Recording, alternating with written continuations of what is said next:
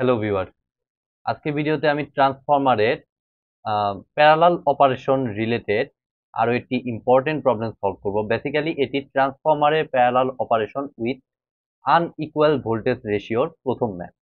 তো ভিডিওটি শুরু করার আগে আমি অবশ্যই বলবো, যারা আমার চ্যানেলে একদম নতুন তারা আমার প্লে লিস্ট থেকে ট্রান্সফরমারের উপর আগের বেসিক ভিডিওগুলো একটু দেখে আসুন। বিশেষ করে ট্রান্সফরমারের এই parallel operation with unequal voltage ratio আমার ঠিক এই ক্লাসের আগের ক্লাসটি, যেটা আপনার প্লে লিস্টে গেলেই পাবেন, সেই ক্লাসটি অবশ্যই দেখে আসুন, তা না হলে এটা বুঝতে কিন্তু সমস্যা হবে।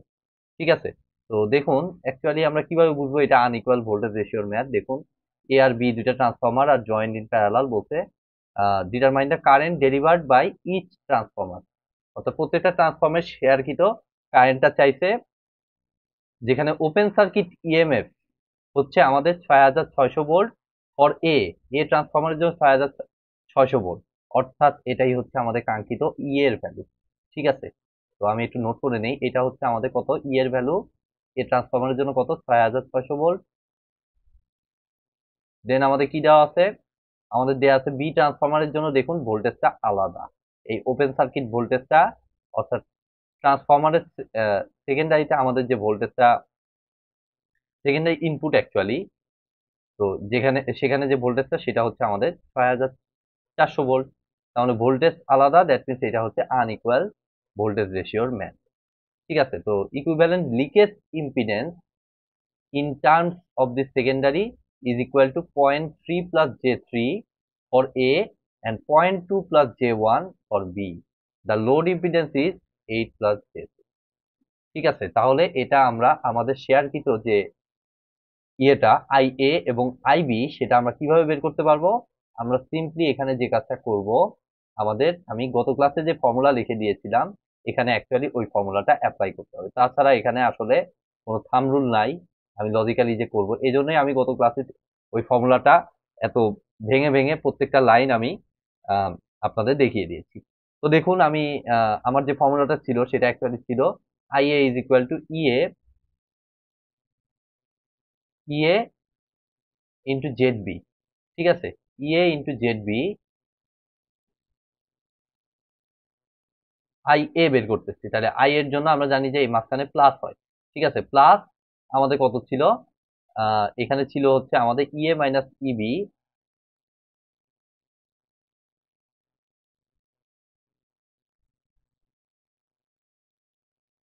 ইন্টু ইন্টু জেড এল, তাই না? সম্ভবত জেড এলই ছিল, let me check one time. E A minus E B into Z L, হ্যাঁ ঠিক আছে, E A minus E B into Z L divided by নিচে কত হবে, নিচে হবে Z L, sorry Z A Z B, Z A into Z B plus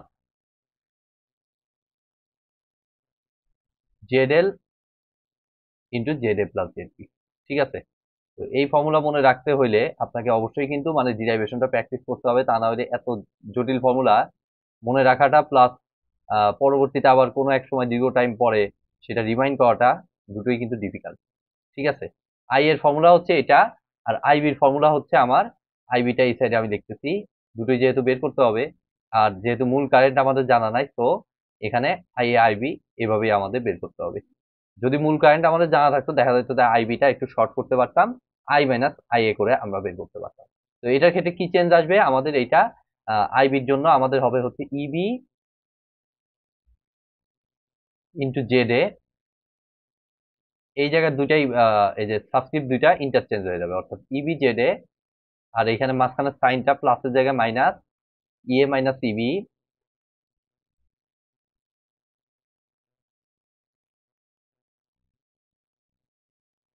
EA minus E B into আমাদের কত জেড এল, আর নিচের হর আসলে ওইটার যা এটাও এটারও সেম, অর্থাৎ Z A Z B plus Z L into Z A plus Z B.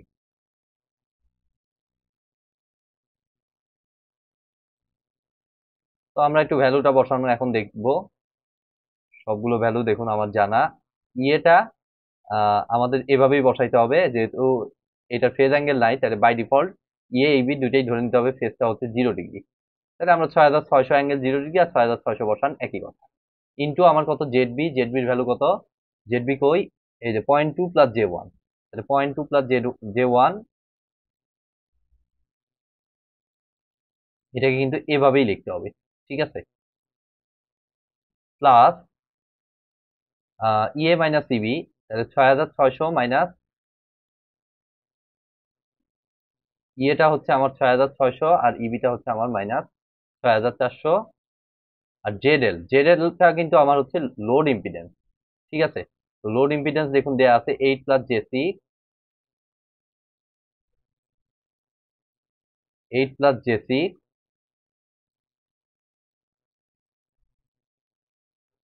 আমাদের জেড বিটা তো ঠিক আছে না, বি ট্রান্সফরমারে এই যে 0.2 প্লাস J1, ঠিক আছে। দেন হচ্ছে Z A into Z B, Z A into Z B হচ্ছে 0.3 plus J3, 0.3 plus J3 into Z B হচ্ছে কত, 0.2 প্লাস J1, অর্থাৎ দেখে দেখে জাস্ট আমি কপি পেস্ট করতেছি, আর কিছুই না এখন। প্লাস জেডএল হচ্ছে আমার 8 plus J6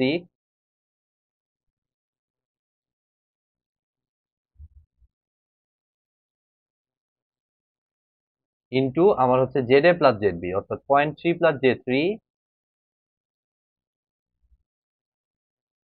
plus 0.2 plus J1 plus 0.2 plus J1।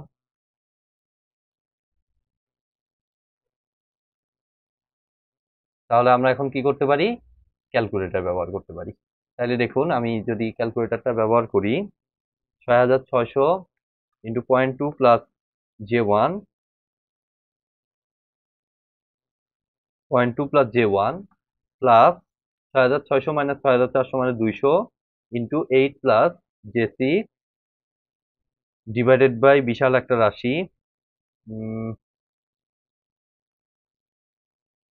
0.3, এটাকে আসলে আমার বসানোটা একটু ভুল হয়েছে, আমি আরেকবার একটু লিখতেছি। 6600 into 0.2 plus J plus 200 into আমার হচ্ছে 8 প্লাস J6 ডিভাইডেড বাই আমার হচ্ছে 0.3 প্লাস J3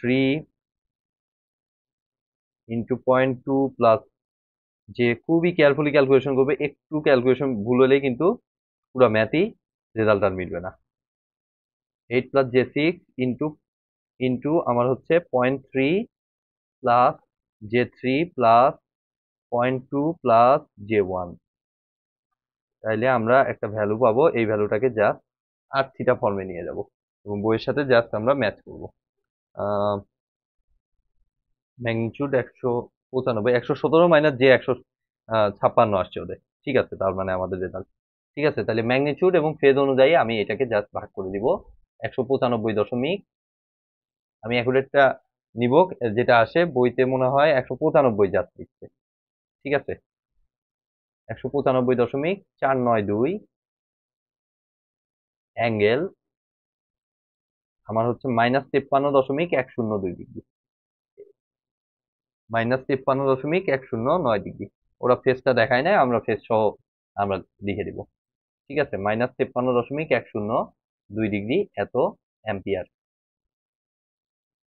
তো এখন দেখুন আইবিটা যদি একইভাবে আমি ক্যালকুলেশন করি, আইবিটাতে আর আমি ভ্যালু বসাচ্ছি না, একবারে জাস্ট ক্যালকুলেটর বসিয়ে দিচ্ছি। কত, ইবি ইন্টু জেড এ, ইবি কত, ইবি হচ্ছে 6400 ইন্টু জেড এ, জেড এ কত, জেড এটা হচ্ছে আমার 0.3 প্লাস J3,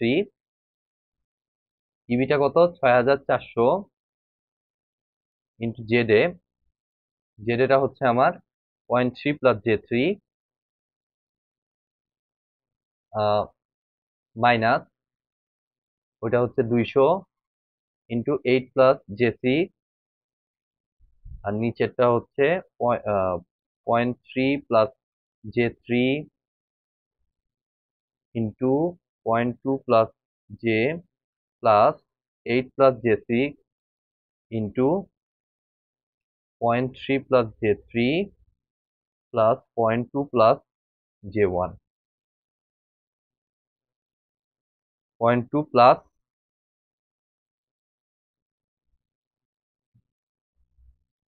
0.2 প্লাস J1, তাহলে 0.2 প্লাস J1 যদি এখন হিসাব করি, এটা পুরোটা আমি হিসাব করে দেই, তাহলে আমাদের একটা রেজাল্ট আসলো। আমরা জাস্ট রেজাল্টটাকে একটু ম্যাথ করবো, 421 অ্যাম্পিয়ারের মতো ওদের আসছে।